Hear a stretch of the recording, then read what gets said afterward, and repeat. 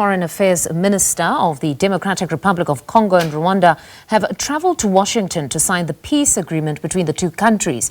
The peace agreement is aimed at resolving the conflict in the eastern part of the DRC. Now, last month, former South African President Thabo Mbeki warned that the agreement between Kinshasa and Kigali will not solve the problems in the eastern DRC. In studio, we're joined by SABC News International editor Sophie Mokoena just to share a bit more on this. Sophie, just talk to us about what this agreement entails. I mean, it's a big moment these two parties are about to sign. It's not clear yet in terms of the real content of the agreement, but what we do know is that the United States of America, through its Secretary Marco Rubio and the team, have been working hard to try and bring together the DRC authorities and the Rwandan authorities to talk about the situation in the eastern part of the DRC. Now, today, what is going to happen? It will be the DRC and Rwanda signing a peace agreement. Maybe that peace agreement will lead to a situation where both the DRC and Rwanda, as neighbors, will find a way to ensure that there's no tension.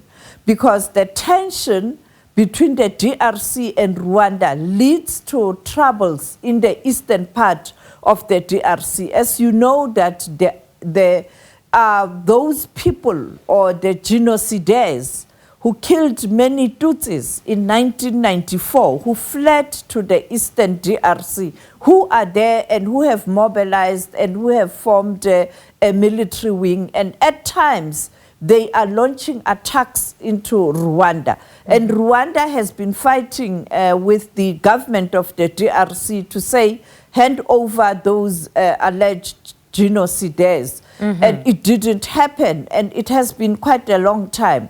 On the other hand, you have DRC accusing Rwanda of supporting the M23 rebels, which is a group within the DRC in the eastern part. These are Congolese, but they are Tutsis, and therefore they are saying they have been excluded, they are being undermined, and they don't enjoy their own country. Many of them were in exile, and we saw that intense conflict between the government forces of the DRC and M23 early January, which led to M23 occupying most of the eastern part of the DRC. As we speak now, the region of Kivu under the M23, and also the Goma capital, and including the airport under the M23, cleaning up, and now they are carrying on with life. And they decided also to link up with the former president of the DRC, that is Joseph Kabila. He's also back in the eastern part of the DRC.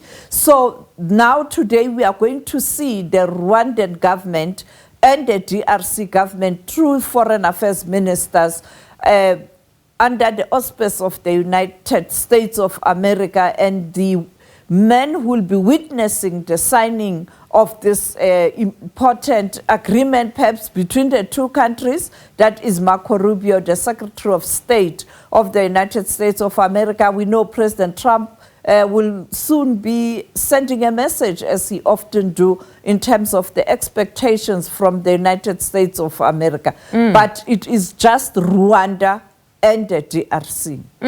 You even stressed that it's just Rwanda and the DRC, but just there you were touching on the several role players to this conflict or stakeholders. Is this now not a risk where you've got only just these two, the two countries that will be part of this agreement signing and ensure, and they must then somehow ensure this peace? Is this not a risk?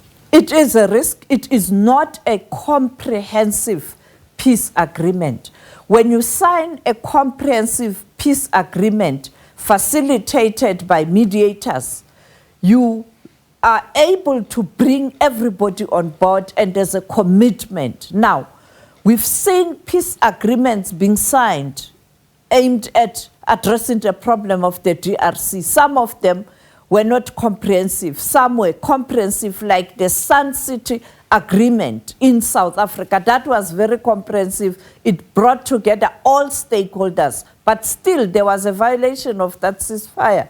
Now, if you don't have everybody, there's a risk of the violation of that ceasefire.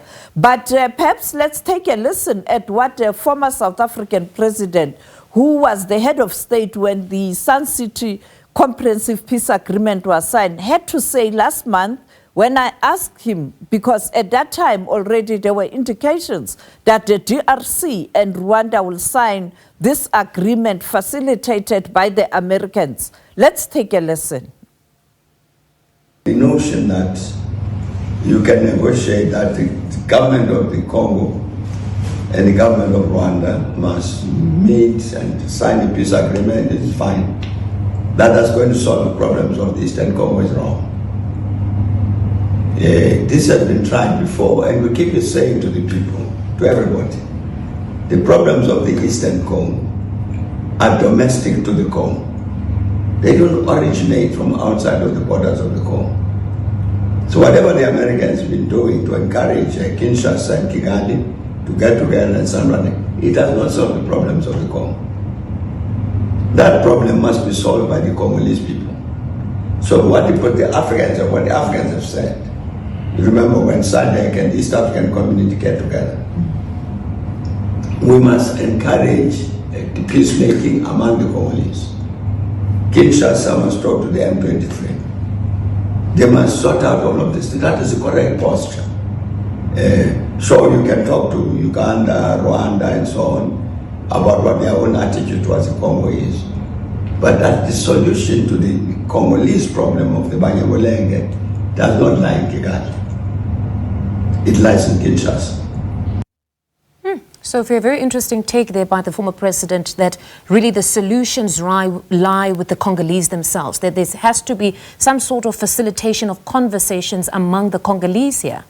Yes, it's like during apartheid, you know that the neighboring countries through frontline states were helping the Liberation Organization to be free. So imagine Zambia signing a peace agreement with the apartheid regime, or Botswana, or Lesotho that helped the Liberation Organization, many people fleeing to Lesotho, or Tanzania, or even the international community, the countries outside the continent, signing a peace agreement with the apartheid regime. That was not going to stand the test of time. That's why you needed stakeholders in South Africa, and some of them were outside in exile, to come into South Africa to have those talks at CODESA and then agree on a process in terms of rebuilding and reconciliation of the country. It cannot be outsourced. Peace agreement and peace processes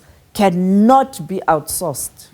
Now, the SADC and EAC have also appointed facilitators. How far is that process? Well, they are working hard. We saw this week the former president of Nigeria, Olusegun Obasanjo, who's chairing that team, speaking or engaging with President Paul Kagame of Rwanda.